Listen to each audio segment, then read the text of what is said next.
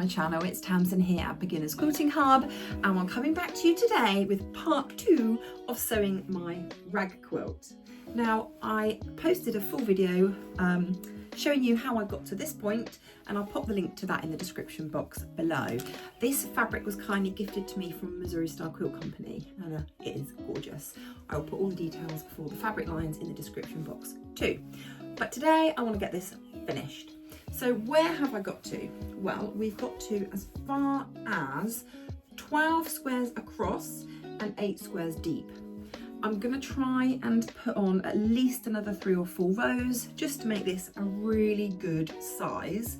And then we need to snip it and put it through the wash and see what happens. So the front is a checkerboard design. We've got one of the prints from the Welcome to Quilt Town fabric line of Missouri Star, and then we've got the Northcott pink fabrics. And then the back, I've just kind of used all different additional pieces of fabric that I didn't need for the front. So I've got some of the pink, that's probably the main colour, and then I've added in this lovely green, and then a few of the prints from the front as well. So it's nice and scrappy on the back, but the front is this checkerboard design.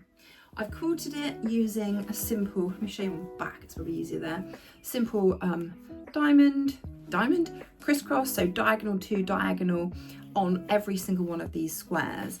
And that is my first job today. So I've been preparing, let me show you my stacks. I have been preparing lots and lots of the pink squares and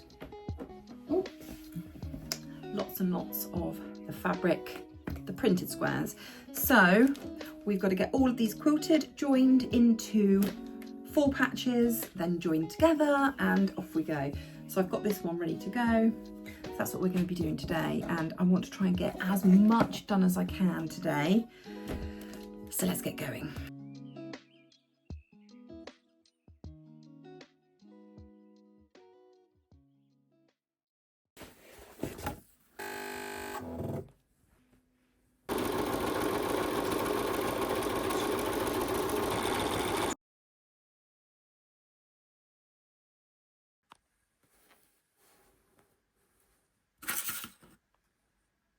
Okay, so I've sewn 24 of each colour, so it's time to take the pins out, and this has to be my least favourite part, probably because I managed to sew through my finger when I was doing this the other day, so I'm kind of using any other finger than the one that's sore to get these pins out.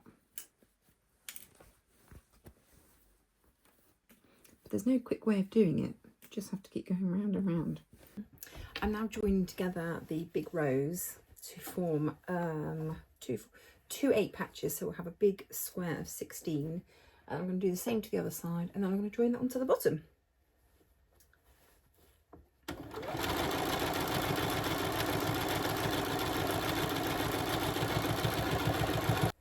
You're dealing with a lot of layers at this point, so it's just worth taking your time to, when you go over the intersections, just to slow down and just give the machine a chance to get over all of those seams.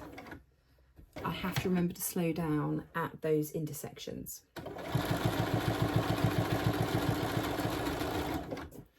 Right, let's have a look. So that's what it looks like on the back, and here's the front. So I've got now, so I've now got 3 big sections like this done, and I'm going to join these together, and then we can join them to the bottom, and then I'm going to have a look and see what it looks like. And I wish I'd taken a picture of how I laid these out. Oh no. Right, that one,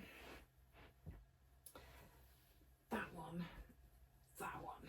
So I'm going to join 2 of these big squares together. And then just make sure everything's the right way around. I'm just holding this end and just gently pulling it through, just to give it a little bit of a hand, because there are so many layers going through the sewing machine at the moment. And then when I get to each of the intersections, I'm just opening out the layers so that half go one way and half go the other way. So growing. It is growing. Right, and then we're going to join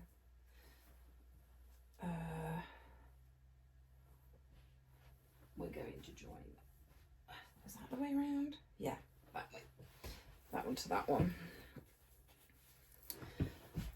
And then we've got a whole strip to join onto the bottom of the main quilt. Oh, I'm just going to put all this up on here. So for the first part of the main quilt piece here, I'm pointing here because I've got it stacked up on a stand over here. I was actually clipping and adding these quilt clips at every intersection, and it was taking me absolutely ages to clip them all on, get everything laid out, sew it, take them all off, and then repeat. So what I've actually been doing on this half, and it's working out absolutely fine, is finger pinning.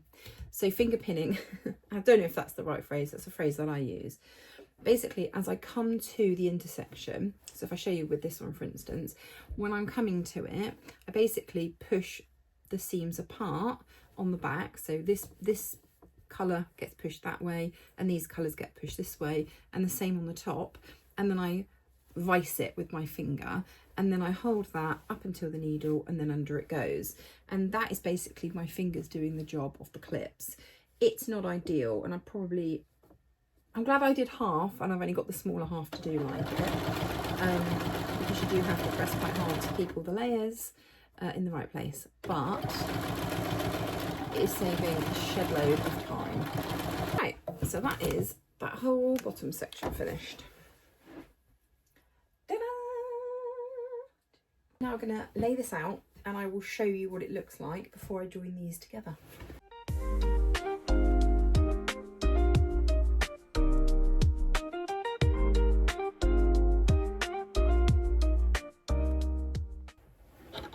Final seam, guys, final seam.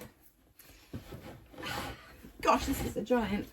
Okay, so slowly but surely, square by square, I'm going to join these. I'm going to try and take as much of the weight of the quilt as I can, either using my machine or my lap, the table or my lap. And we're just going to take this really steady. Let's go.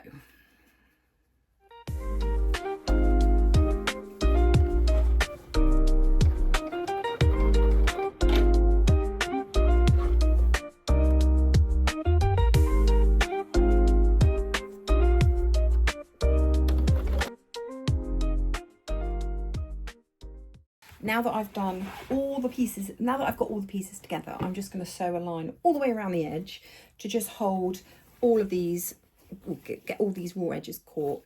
Yeah, so I'm going to do that quickly now, and then we can start snipping.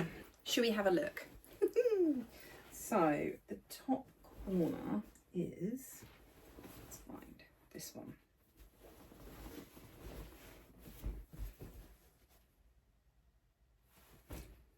Finished. Right, the snipping can commence. So basically my next job is to snip every single seam and get into all these corners as well. About a half an inch space in between each snip. So I'm going to sit and do that, and then colour catches, and then we can get it washed and see what it looks like when it's finished. So the next stage is the snipping into bit. So I've done this corner, and basically you want to snip about every half an inch through all the layers, or you can do one layer or one side and then the other side. Basically you want this effect here, and you want to be getting rid of all the bits of thread as you go. I mean, look at me, I'm covered in it. I'm gonna have to get a lint roller, but I've done these 4 completely all the way around. It does take a while, it's quite time consuming, but this is how you make your rag quilt. And when you come to these intersections, you want to try and make sure that you're getting a good bit of snipping in there as well. I could probably do with a little bit more on this side. I've seen people using these spring-loaded scissors, so it might be worth investing in those if you're going to be making some rag quilts. But I've just got my trusty fabric scissors. But you can see, so you want this to puff up as well. So you want to make sure that you've snipped into all of these sort of where all the bits meet. So get right in there, trim these up as well, because you want all this to fluff up as well. So this is where I'll be for the next million years, snipping into my rag quilt. So I'm just gonna, and these scissors are just massively oversized for this particular project, but I can snip through all 4 layers, and all I do is I release this part and this part. Ooh. Right, so I release the 2 ends there, and then I fold it over like this, and I'm just snipping. And I'm just eyeballing it. Please don't measure it, because you will be here more than 1 million years, 2 million years. And then, yeah, just release that one, and you can bunch them together and start snipping. And you just need to be really careful that you're not going too close to the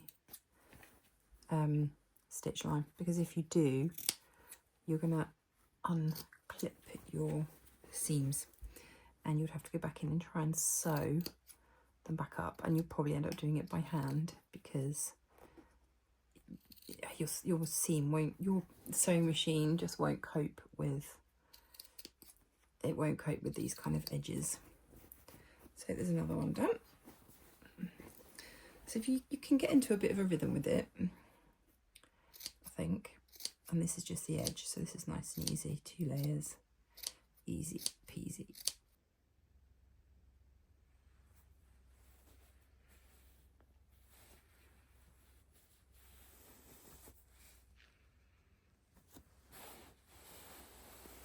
It's taken me hours, but I finally finished snipping into all these seams.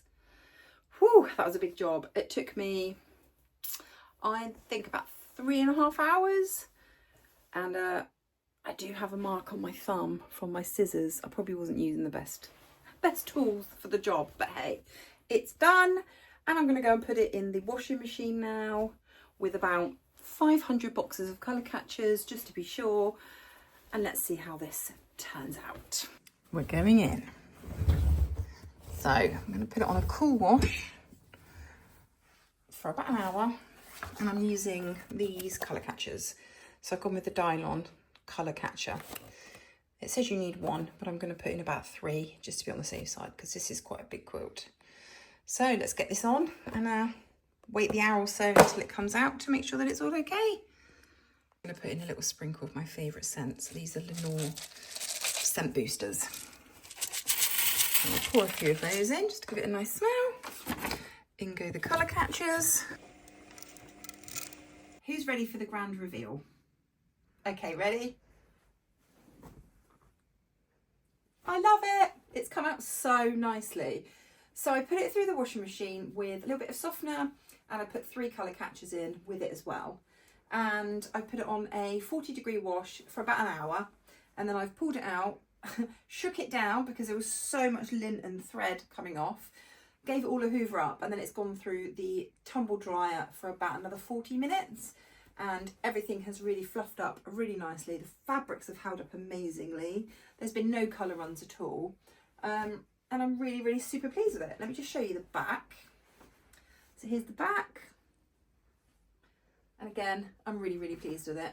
So the next thing to do is to do the test and see whether the kids like it and whether they will actually use it snuggled under the sofa, or on the sofa under the quilt. So I'll show you some footage of me throwing it on my eldest daughter Bella in a moment, and we'll see if she likes it. But all that's left to say is I really hope you've enjoyed these 2 videos. If you haven't watched part 1, I'll link that in the description box below. But I hope you've enjoyed the 2 parts of me making my very own rag quilt with the Welcome to Quilt Town fabric from Missouri Star and the beautiful pink from Northcote. Thank you both for gifting that fabric to me. I've loved working with it. If you've enjoyed the videos, please subscribe to my channel and drop me a comment below and just let me know where in the world you're watching from. Until next time, I wish you well, and I'll speak to you soon.